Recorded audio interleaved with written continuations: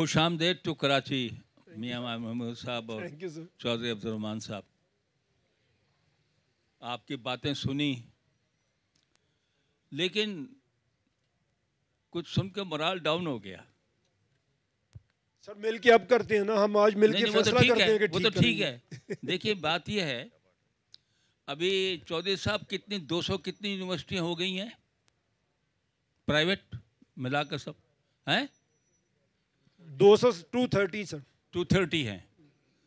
पाकिस्तान बना तो एक थी। आप कैसे कहते हैं कि पाकिस्तान में सारा वक्त 74 साल ज़ाया कर दिए, तो 78 साल ज़ाया कर दिए? क्या सब यूनिवर्सिटियाँ ज़ाया हो रही हैं? मौजूद भी क्या सब कुछ भी कंट्रीब्यूट नहीं कर रहे? They are contributing. ये घर बनाया हुआ बड़ा अच्छा माशाल्लाह, ये पाकिस्तानी आर्किटेक्ट ने ही बनाया होगा और इनको यकीन है अपना। वो बशीर साहब को कि रात को सोते वक्त छत इनके सर पे नहीं गिर पड़ेगी।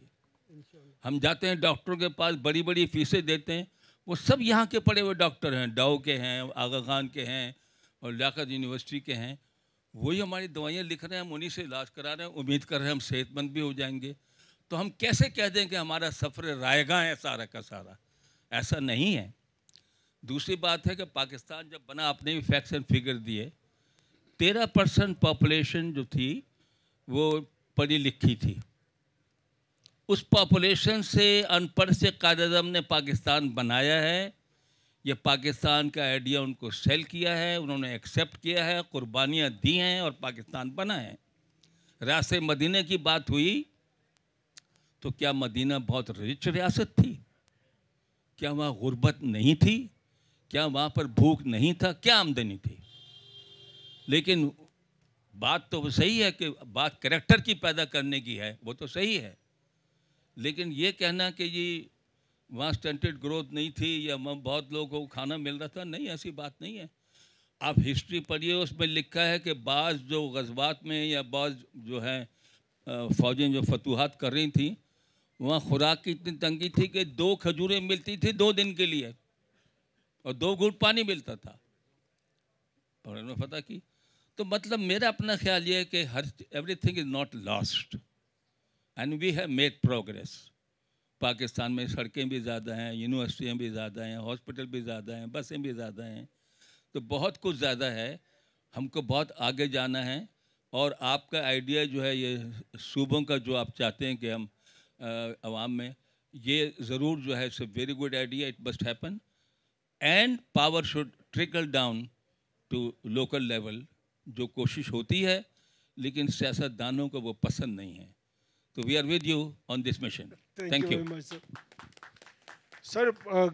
कुछ भी ना अगर मिले तो हमें एक मुल्क मिला जिसमें आज हम इज़्ज़त के साथ ज़िंदगी गुजार रहे हैं, अल्हम्दुलिल्लाह। अगर आज आप शायद अभी तक एहसास ना होता हमें कि कितनी बड़ी नेमत हमें मिली है, अगर बीजेपी की गवर्नमेंट और मोदी इस वक्त इंडिया में ना बैठा होता। जो मुसलमानों की हालत वहाँ पे है, अल्लाह का शुक्र है अल्लाह ने हमें मुल्क दिया, अल्लाह का शुक्र है अल्लाह ने हमें ये सब कुछ दिया। लेकिन हमारी गुजारिश सिर्फ ये है और वो सब की है और सब यही सोच रहे हैं कि सर हमने इसको कहीं आगे लेके जाना है। अगर आधे बच्चों को हम रोटी नहीं दे पा रहे, सर रियासत मदीना तो कोई रियासत ही नहीं थी, ये तो पॉलिटिकल नारा हम यहाँ पे लगाते हैं।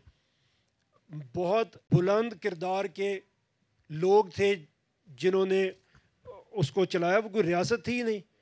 उसमें कोई बाकायदा फ़ौज थी, उसमें कोई बाकायदा अदालत थी, उसमें कोई बाकायदा पार्लियामेंट थी, क्या था? कोई रियासत नहीं थी। वो एक बड़े आला किरदार के लोग थे जिन्होंने उस सिस्टम को बनाया और चलाया। और मैं आपको एक और अर्ज़ करूँ, हम सीरत की बहुत सारी किताबें, हमें बचपन से नर्सरी क्लास से हम सीरत पढ़ना शुरू होते हैं।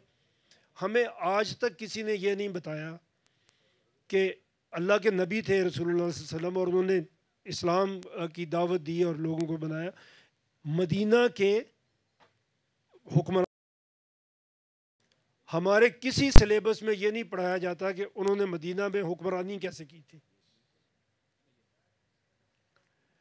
हर 10 घर के ऊपर सर, हर 10 घर के ऊपर एक नकीब मुकर्रर था और हर 10 नकीब के ऊपर एक नकीब मुकर्रर था। और वो जो 100 घरों का एक नकीब था वो रसूलुल्लाह की मुशावरत में था। اس سے زیادہ افیکٹو سسٹم آپ مجھے بتائیں کیا ہو سکتا ہے؟ ہر 10 گھر کے اوپر ایک نمائندہ تھا، اور ان 10 لوگوں کے، ان 10 جو تھے ان کے اوپر ایک تھا جو 100 گھروں کو ریپرزینٹ کرتا تھا، وہ آپ کی مشاورت میں تھا۔ ہم سنتے ہیں کہ رسول اللہ صلی اللہ علیہ وسلم نے کسی غزوے میں غلاموں کے بارے میں کیا فیصلہ کرنا ہے، انہوں نے کہا کہ مجھے مشورہ کر کے بتاؤ۔ وہ مشورہ سے کیسے ہو جاتا تھا؟ کیونکہ سسٹم موجود تھا بنا ہوا۔ اور ایک اور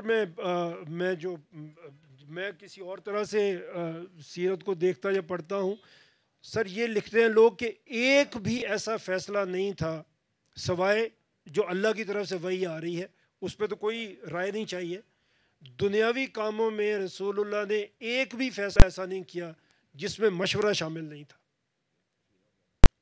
اور کئی موقع پہ اپنی رائے کو بدل لیا مشورے کے بعد۔ تو سر گورننس کی بات تو پھر چلے نا ادھر سے ہم دیکھیں کس طرح ہوئی تھی، اگر ان کو کرنی سیاسی نعرے۔